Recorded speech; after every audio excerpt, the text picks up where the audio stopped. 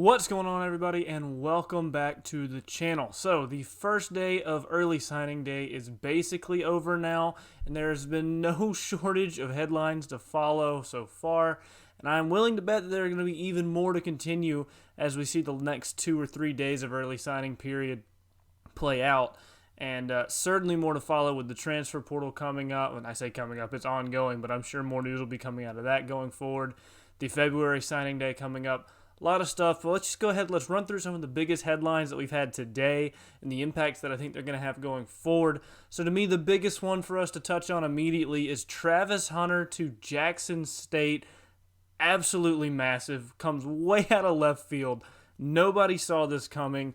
He's some talks he might flip to Georgia, but they were pretty unrealistic for the most part.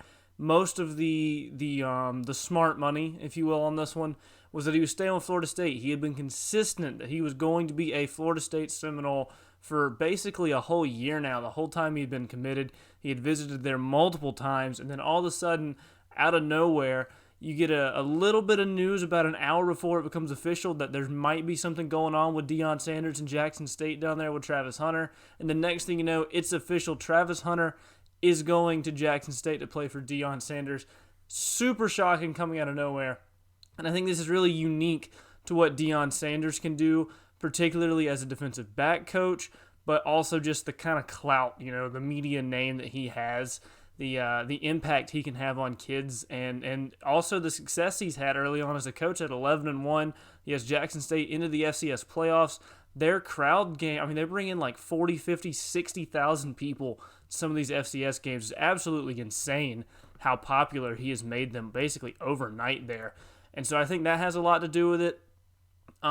There's also some talks of could he maybe coach at the Power 5 level after seeing his recruiting success and his on-field success. I don't know how real any of that is. I don't feel like I have an educated enough opinion to weigh in on if he would, A, be good enough to be a Power 5 coach, B, if he has any interest in it, and C, if there's any interest from Power 5 teams. That's not really the point of this, though.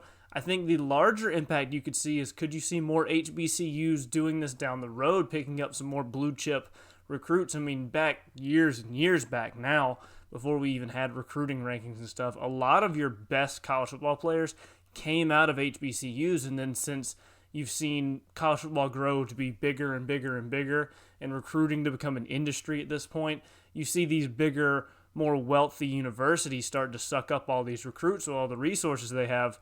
That could potentially be changing some. Now, there's still a lot of work that HBCUs have to do as a whole to have any consistent success with recruiting at this level.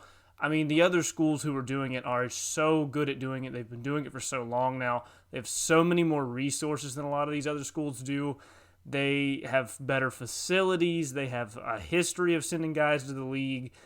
And it's just, they have a lot more money. You could get way more NIL deals for the most part. But Dion Sanders and Jackson State are pretty unique. Like I said, they have Dion Sanders. Where they're located is huge. They're really big HBCU. And they draw in huge fan service there. Lots and lots of fans come to their games for as far as FCS-type teams go. And so I think they're uniquely disposed to maybe start a trend here, much more so than any of the other HBCUs out there. There's been mentions of guys like Shamar Stewart may be interested in going to Jackson State now. Some other guys have been flirted around with that they could add later on. Apparently they're trying to move and get a few more blue chips for the February signing day. Super interested to see how all that plays out, not just this year, but in years to come, if this becomes an actual trend for more and more blue chip prospects to go HBCUs and the impact that can have on the sport. That would be just gigantic. Absolutely game-changing. Could entirely reshape the landscape of college football going forward. Also, I can't talk about this news without mentioning that this is a huge L for Florida State, and a huge L for Florida State. They thought he was their guy. He was the number one guy in the country, and all of a sudden he's gone. He was the big guy holding a lot of their momentum going into this season, going into this recruiting class, and you lose him sort of in the ninth hour to a former Florida State player in Dion Sanders. It's rough. It is a rough look for Florida State. Moving on past that, not nearly as big news, but Tyre flips from Georgia to Tennessee. He's a 4-star defensive lineman. A lot of people saw this coming. I, in particular, had seen a few weeks back a lot of talks that Georgia was kind of pushing him out of the class as they were pushing for recruits like Hero Kanu and a few other bigger defensive linemen, more big-time names at the defensive line spot, and that Tyre West wasn't really taking too kindly to it. Tennessee was a big push here. He had a lot of visits to Tennessee and to other programs over the last few weeks, last month or two, so it was kind of a preconceived thing where we already kind of knew that he was going to flip away from Georgia, but still a huge win for Tennessee nonetheless. That is not in any way to diminish this recruiting win from them. It is a massive recruiting win for Tennessee to pull this off, get a big 4-star defensive lineman. I think he's a top 100 player. If not, he's close to being a top 100 player. He's a very good 4-star defensive lineman. Huge win for Tennessee to start the day off, and they actually had a really strong day overall. I think they ended up finishing right around the top 10, top 15 level, which is a solid recruiting class for them to put together, especially under Josh Heupel in his first year. Then we move on to a much later commitment. I think it was around 5 o'clock, 4:40. Marvin Jones Jr., big 5-star defensive end, edge player, outside linebacker, whatever you want to call him, goes to Georgia. Massive pickup for Georgia here. Apparently, one of the biggest things in his recruitment was that he wanted to play early, and Georgia actually, rarely in this case, has a position of need where he really has a chance to play early at the outside linebacker spot. They're going to have a lot of roster turnover there, a lot of unknown there, and he has a real shot to get on the field really early. That was a huge thing for him. Also, Georgia has always been a lead in recruiting these big edge players and anybody in the front seven. It is absolutely massive for them to get that. And it really helps, continue on what was already a strong signing day for Georgia.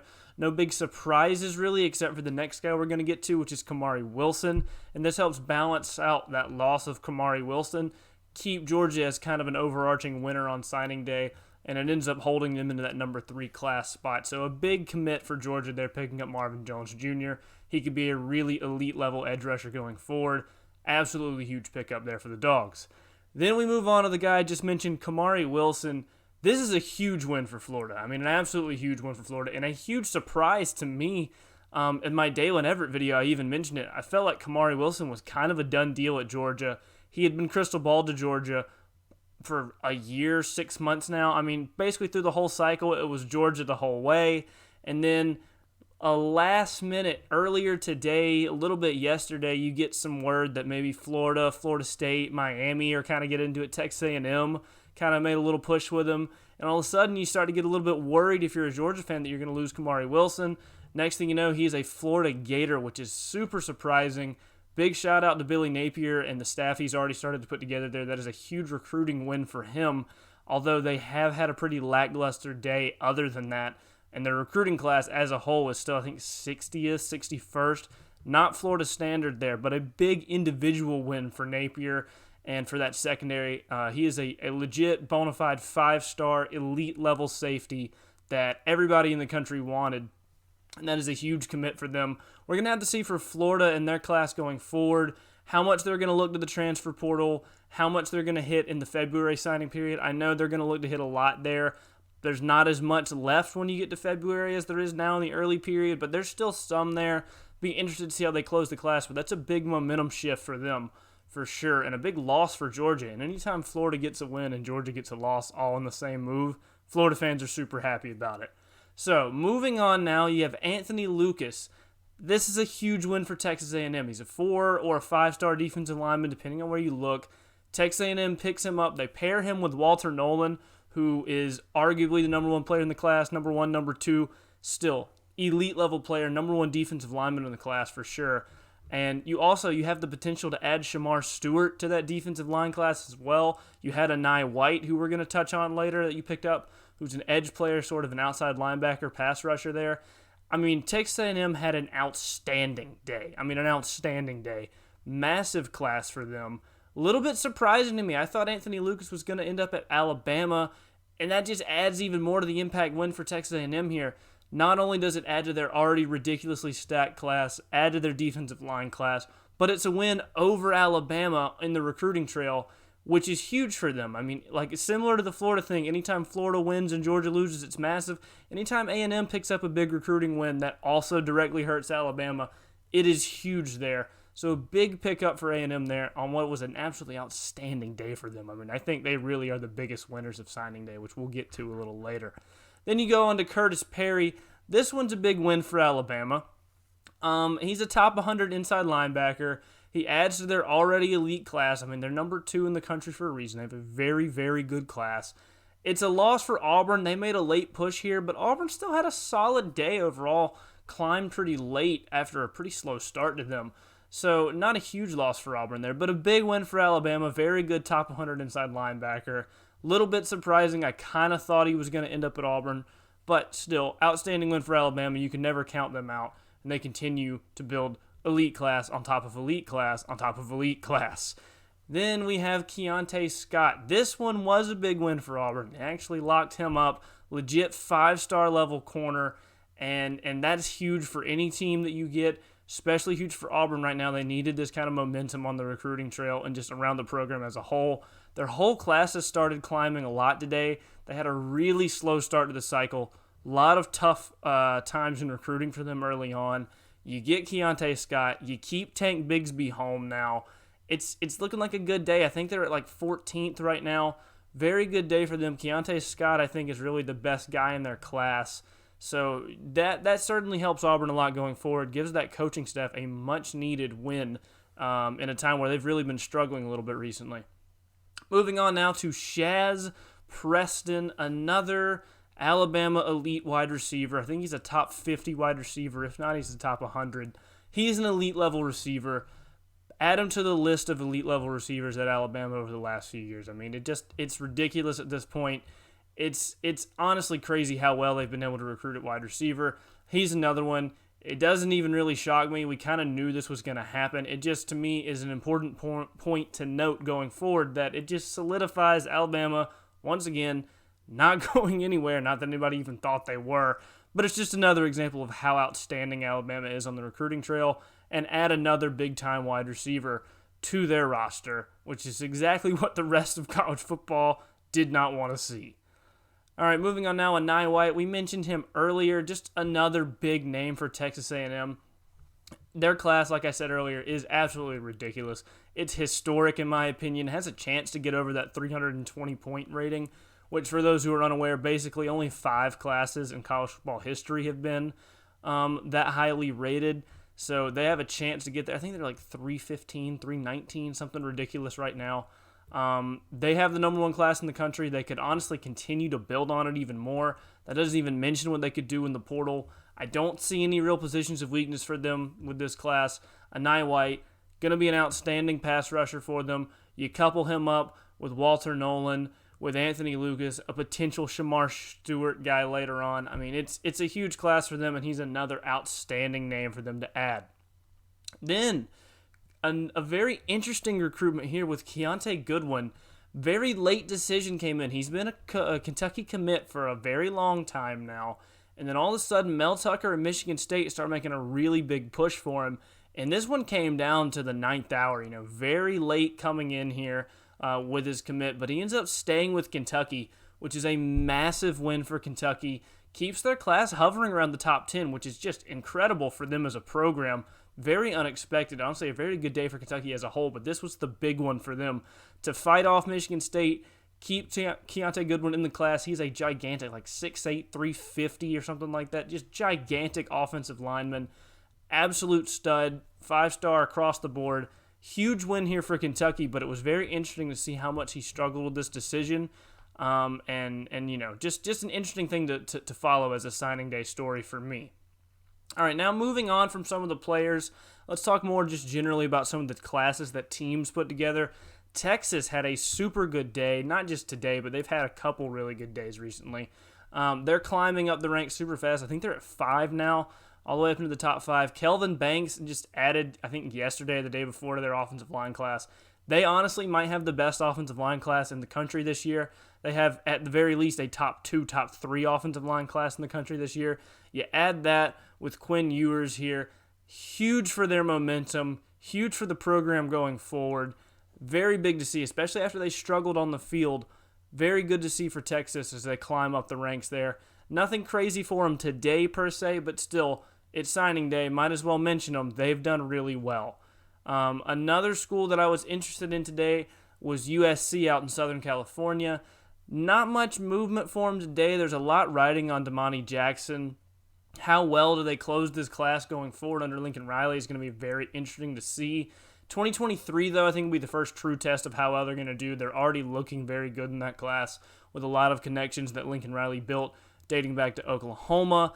I would expect to see 10, maybe even 15 guys from the transfer portal land this year into the USC class. So the early signing day is not as big of a deal for them as it would be for some other schools. Not a great day for them all the way around, but most people expect Damani Jackson to end up with them on Friday. So hopefully that'll go their way, at least for USC's sake. But we'll see. Interesting to track them, a big-time program, huge name and brand, and then now they have Lincoln Riley. I kind of expected a little bit more, maybe get a surprise commit today, but nothing crazy happened with them. And then Florida State as a class, we touched on it a lot earlier. Losing Travis Hunter is huge. It hurts a lot. But they still did get the top 100 athlete in Azaria. I don't know how to say his first name. I'm not going to try. His last name's Thomas, though. He's a top 100 player. He's an athlete. Big pickup for them there. It'll be very interesting to see how this class maintains momentum. It's still a solid class. They've fallen down to 17th, but they did. They lost their crown jewel of the class. It's not as good as they thought it would be. They didn't pull off anything big. The biggest surprise of the day went against them. So a tough day for Florida State fans out there. Interesting to follow their class. And then the last team I want to really look at early on here, Michigan. They actually ended up with a very strong signing day finish. I think they're at 7th or 8th. I think 8th is where they ended up finishing up today after the first day. They get Keonta Scott, which is a huge pickup for them. Good to see them now, though. The big thing with them, they're capitalizing off this momentum they've built. There's been a lot of negative press and talk around the Michigan program over the last couple years, and then you come into this year and they have a great season. They get over the Ohio State hump. They blow out Iowa in the Big Ten Championship. They make the playoff. All the momentum is going their way right now, and you really need to, especially in recruiting in college football, you have to strike while the iron is hot, while you have that momentum going behind you. And this year has been huge. Like I said, getting over Ohio State, making the playoff, that momentum carrying over into recruiting is very important, very big. Good to see that Michigan's been able to do that. Strong day for them. And then one of the bigger themes of the day was the race for the number one class. So far, A&M has won that race. We'll see if they keep it. I would think that they would. There's still some guys out there for Georgia. There's still a couple guys out there for Bama. But guys like Anthony Lucas, Nye White, I mean, getting those guys from the class, keeping Walter Nolan at Texas A&M big. You still have a guy like a Shamar Stewart out there. You still have the portal that they can hit. A&M had an outstanding day. They've had an outstanding recruiting class. It's historic. It could be a turning point in the SEC hierarchy coming forward. And then after that, you have the usual suspects at the top with Georgia and Bama rounding out the top three. Ohio State right behind them. Very strong days for all of those teams. I think it says a lot about the future of college football going forward, and then just mainly as far as what teams you can expect to be on top of just the SEC and the sport as a whole. Same suspects for the most part. A&M creeping up in there now. They're up in the number one spot. Last year they were 8th. So just an interesting little storyline there to follow, but A&M definitely had a huge day. Now let's just look at overall biggest winners of the day. I think A&M, biggest winner of the day, like I said, historic class, absolutely loaded, elite-level playmakers across the board. All of them can make a difference early on in the program. They beat out Alabama and Georgia and multiple other top-level teams for a lot of these top-level prospects. And this class could really define their future over the next few years, especially if they can start to stack these classes on top of each other, one on top of the other. You could really start to see A&M maybe get to where they're even more competitive in the West than they have been in years prior. Another big winner was Auburn. I mentioned them earlier. They had a pretty abysmal start to the cycle. Then you get the news of them losing Bo Nix. They didn't have great on-the-field success this year, although it wasn't terrible. And then they just finished really strong with a guy like a Keonta Scott, a couple other dudes. They move all the way up to 14, and while for Auburn, 14 isn't like a historically good signing class or anything, it was looking really bad for them early on. And under Brian Harsin, they've been really struggling to get some momentum, and they rallied a lot today. They keep Tank Bigsby home. They pick up Keonta Scott. They move their class up to 14. They're looking pretty good overall considering where they were. Third big winner for me is Texas. huge swings. They're up to a top 5 class now. You add in Quinn Ewers to that top 5 class, massive offensive line haul, and that really helps offset a 5-7 terrible on the field year for Texas. Now, it does raise expectations even more for Sarkisian, and we'll have to see how they perform next year and in the years going forward, but it looks like they're on the right track, and as they get ready to head into the SEC, they're going to need to continue to put together top 5 classes if they want to win at the level that Texas fans want to win at. Next big winner I have is Kentucky. Like I touched on them earlier, not only did they keep Keonta Goodwin, they're sitting at 12, which is a massive win for them as a program going forward. They can keep this up. Maybe Kentucky can cement themselves as a solid number 2 in the East going forward. I don't know. They don't have the history or the prestige around their program in football that some of the other teams in the East would, like a Tennessee or a Florida or even a South Carolina does. But if Kentucky continues to put together, classes around this level, they're putting together 10-win seasons a lot. They've done very well the last few years. They might be able to establish themselves as a good number 2 or at least a number 3 while Florida, South Carolina, and Tennessee have all been down recently. So a very good day for them. And then my last big winners is just the usual suspects I touched on earlier. Alabama, Georgia, and Ohio State. None of them did anything crazy today. None of them had any real surprising swings. All of them, though, still in the top 5. Bama and Georgia in the top 3. Don't expect anything to change with them. They're going to continue to dominate the future of college football just like they are currently and just like they have in the recent history. They're not going anywhere. Now, moving on to the biggest losers of the day, and I think one of them you have to touch on is Clemson. Not because they didn't have any, big losses today particularly, but because they just didn't sign any big names that were unexpected, didn't make any big moves. They're still suffering from those decommitments that they took when Venables and Tony Elliott left. I mean, they're honestly recruiting pretty equal to South Carolina. South Carolina fell into the high 20s or the low 20s, however you want to look at it, today. But they also picked up Spencer Rattler and Stogner in the portal, which Clemson is not leveraging so far. They still refuse to use the portal. So that kind of puts them on even footing with the South Carolina team that's been pretty atrocious. I mean, like 3 and 4 win season level atrocious. I mean, 6-6 this year was a big win for them. Meanwhile, Clemson has recently been winning national titles and making playoffs. They're recruiting equal to them. It's kind of like South Carolina's going up, up, up.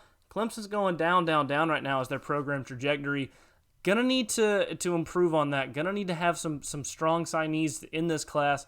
I really think they're gonna need to hit the portal if they want to continue to compete at the rate that they had been in years prior. But we'll see how Dabo, how he leverages the portal going forward. He's been complaining quite a lot about it. And, some of his complaints may be valid about the portal. I'm not saying the portal is good for football, but you got to use it, man. You have to use it. Everyone else is. Another big loser for me, Florida State. It's just the Travis Hunter loss.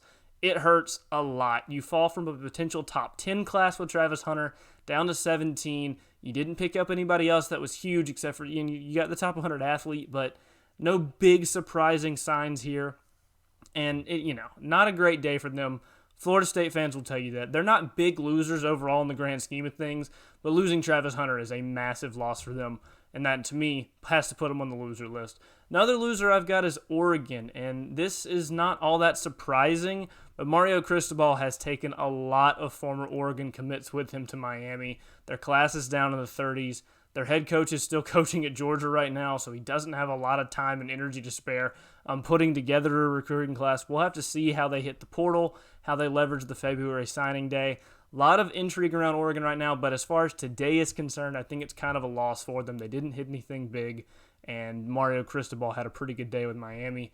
Florida, to me, has to be another loser, and this is narrow to me because before the Kamari Wilson announcement, Florida was a huge loser. They didn't do anything else in the rest of the class. I think they only have 8 or 9 commits in the program at all right now. They're in the 60s nationally recruiting, which is, for perspective, Vanderbilt's in the 30s, like 31 or something like that.